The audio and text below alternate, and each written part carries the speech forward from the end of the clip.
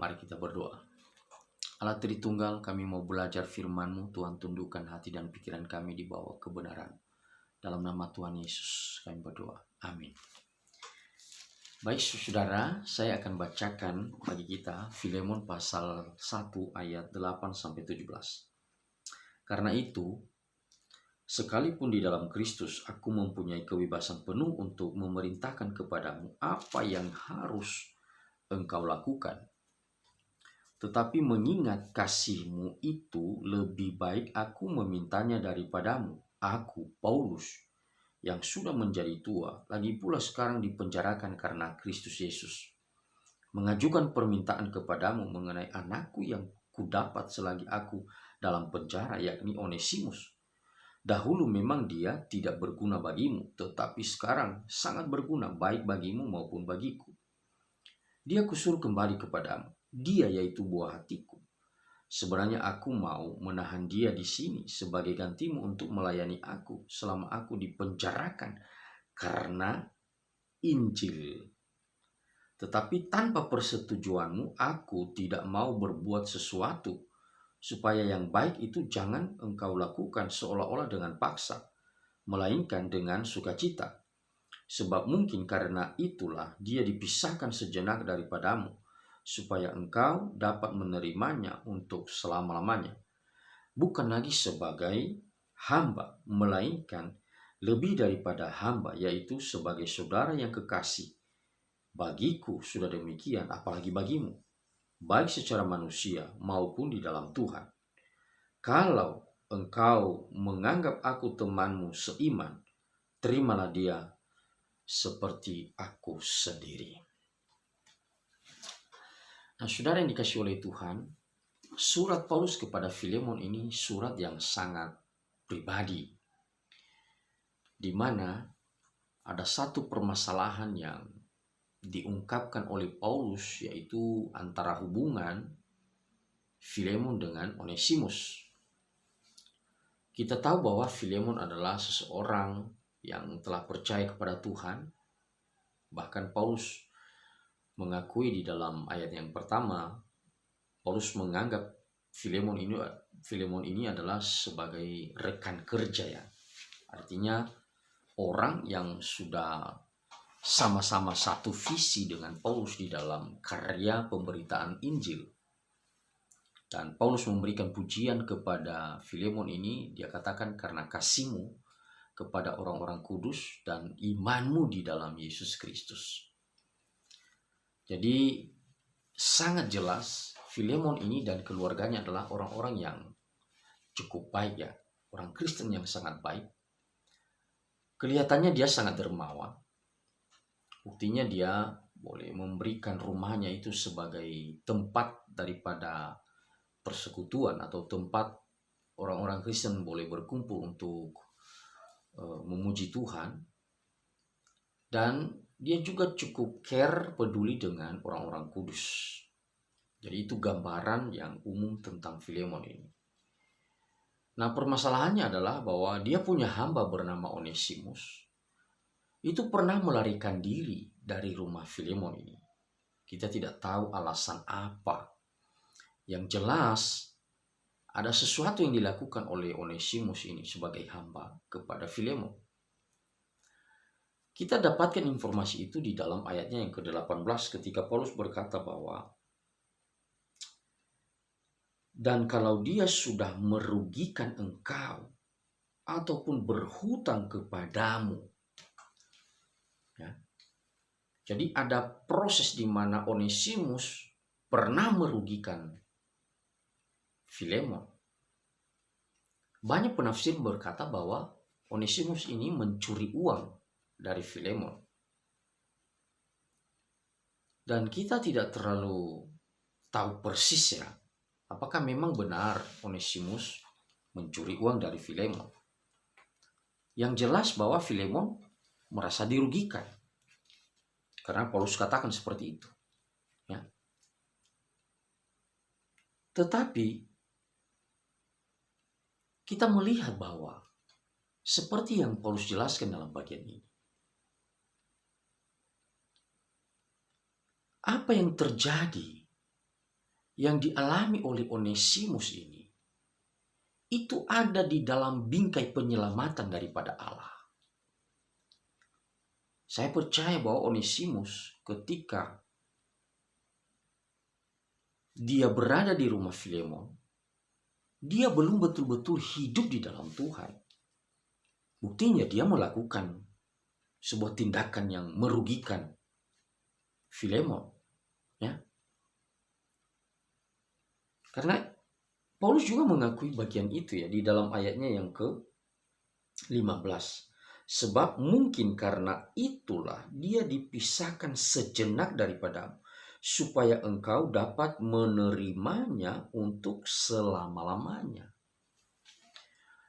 Jadi kita tidak terlalu tahu ya proses setelah dia melarikan diri, Onesimus ini melarikan diri dari rumah Filemon, lalu ketemu dengan Paulus di penjara. Dan setelah proses yang lama, jadi saudara tidak serta-merta ya ketemu Paulus lalu langsung Filemon itu langsung bertobat, Onesimus itu langsung bertobat dan langsung menjadi orang Kristen yang taat. Sampai Paulus berani berkata bahwa dia adalah buah hatiku.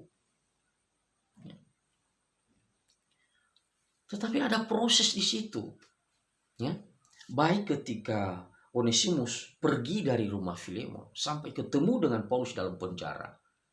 Paulus berkata bahwa itu semua untuk Onesimus ini boleh mengalami pemulihan, boleh mengalami pertobatan, boleh mengalami hidup baru di dalam Tuhan.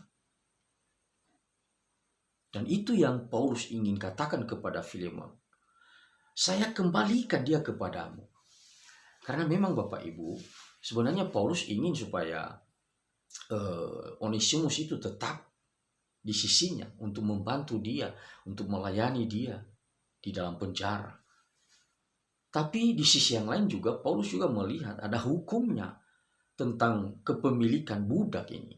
Ya.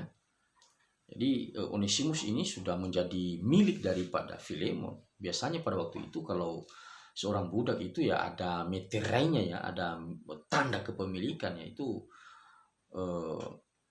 telinganya itu dilobangi. Ya. Dan apa yang Paulus katakan dalam bagian ini bahwa dia tidak semena-mena di dalam mengambil keputusan. Dia menghargai Filemon sebagai pemilik daripada Onesimus. Ya. Karena memang pada waktu itu ya Onesimus atau Filemon itu berkuasa penuh ya atas Onesimus ini karena Onesimus adalah budaknya. Tetapi Paulus ingin menunjukkan kepada Filemon bahwa Onesimus sekarang sudah ada di dalam Tuhan. Saya kembalikan dia kepada. Terimalah dia sebagai seorang yang sudah dilahirkan baru di dalam Tuhan. Nah memang saudara, kadangnya kita sebagai orang Kristen itu kalau ada orang telah melakukan sesuatu yang melukai atau merugikan kita dan itu justru menjadi sebuah masalah ya. Dan Paulus ingin katakan kepada Filemon dalam bagian ini, ya udahlah, yang berlalu itu sudah berlalu. Sekarang Onesimus ini sudah ada di dalam Tuhan, puji Tuhan. Dia adalah orang yang sudah diubahkan dan terimalah dia kembali menjadi bukan lagi hanya sebagai hamba sekarang, tapi menjadi teman seiman, ya saudara seiman di dalam Tuhan. Karena demikianlah kehidupan kita sebagai orang-orang percaya di dalam Tuhan ini. Jadi saudaraku yang dikasihi oleh Tuhan, di dalam bagian ini Paulus sungguh-sungguh memberikan pembelaan kepada Onesimus ya. Paulus akan maju di depan untuk memohon kepada Filemon agar Onesimus ini boleh diterima kembali dengan tangan terbuka. Dan sekarang bukan hanya hamba, tapi posisinya adalah lebih kepada saudara seiman yang sudah mengalami pertobatan. Ya, jadi saya kira Paulus tidak asal-asalan ya memberikan jaminan kepada Filemon. Ya, dia tahu persis pergumulan daripada Onesimus ini. Dia tahu persis bahwa Onesimus ini sudah mengalami perubahan-perubahan di dalam hidupnya. Jadi saudara, perubahan hidup ini berproses ya. Onesimus itu berproses di dalam penjara bersama dengan Paulus. Dia pasti mengalami fase-fase pendidikan yang luar biasa. Dia digodok oleh Paulus. Dia dimuridkan oleh Paulus. Ya. Jadi menjadi orang percaya itu harus mengalami pemuridannya. Ya. Jadi orang-orang Kristen dimanapun berada, ya berikanlah dirimu menjadi murid. Baru engkau bisa sungguh-sungguh menjadi pelayan Tuhan, menjadi orang yang dipakai oleh Tuhan. Harus menjadi murid. Dan itu pasti memakan durasi waktu yang tidak hanya sedikit, 3 bulan, 6 bulan. Seperti ada gereja yang berbuat seperti itu ya, hanya melakukan pembinaan atau kursus bagi orang-orang tertentu selama 3 bulan, selama 6 bulan, lalu mereka dilepas dan dinobatkan sebagai pendeta. Ya. Saya sedikit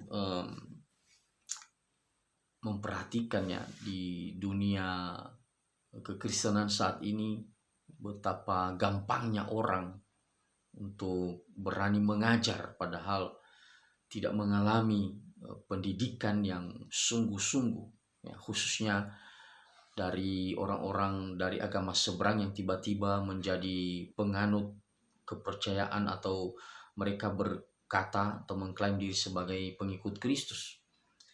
Dan mereka tidak terlalu lama waktu mereka pergunakan untuk sudah tampil di atas mimbar atau tampil melalui pengajaran-pengajarannya. Dan akhirnya apa yang terjadi saudara? Ya tentunya apa yang mereka sampaikan itu tidak benar-benar Injil. Ya. Seringkali materi yang mereka sampaikan itu hanya sekedar menjelekkan orang lain. Ya, tidak seperti itu ya. Kekristenan itu tidak seperti itu. Kekristenan ini ya seperti model Paulus ini. Dia berani mengorbankan diri, berani memberikan diri. Ya, kita tahu Paulus beberapa kali menyinggung, aku dipenjarakan. Dipenjarakan karena apa? Dipenjarakan karena Kristus. Dipenjarakan karena Injil.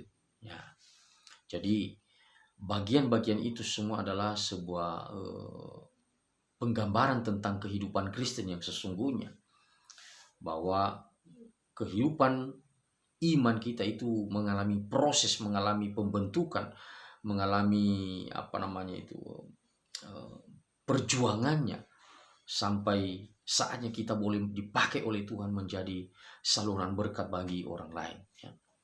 Jadi Paulus juga dalam bagian ini memberikan kita contoh ya, keteladanan bahwa dia tidak semena-mena. Sebenarnya di dalam penjelasannya tadi, baik di dalam ayatnya yang ke-8 ya maupun di ayat-ayat selanjutnya, itu dia mengingatkan kita bahwa sebenarnya dia punya otoritas kepada Filemon untuk memerintahkan Filemon apapun yang diinginkan oleh Paulus, tetapi dia tidak lakukan itu. Dia terus mengatakan dalam bagian ini, saya memintanya kepadamu, saya memintanya kepadamu. Artinya dia menghargai orang lain, dia menghargai rekan kerjanya. Mungkin saja memang dia punya otoritas sebenarnya Paulus, kalau misalnya dia memerintahkan, Filemon pasti ngikut. Tetapi dia tidak melakukan itu. Jadi itu contoh-contoh karakteristik daripada seseorang yang sudah ada di dalam Tuhan Bapak Ibu. Dia tidak memaksakan kehendaknya. Ya, supaya orang lain harus ngikut apa yang dikatakannya. Jadi ini model kepemimpinan yang baik sekali dari Paulus. Ya. Jangan dengan otoriter, ya, menyuruh bawahan itu atau orang yang berada di bawah kita untuk melakukan sesuatu karena kita, alasannya karena kita punya otoritas, kita punya wibawa, kita punya hak akan itu. Paulus tidak melakukan itu ya. Jadi ada banyak hal yang kita lihat di sini sebagai bukti kehidupan orang-orang Kristen itu ya.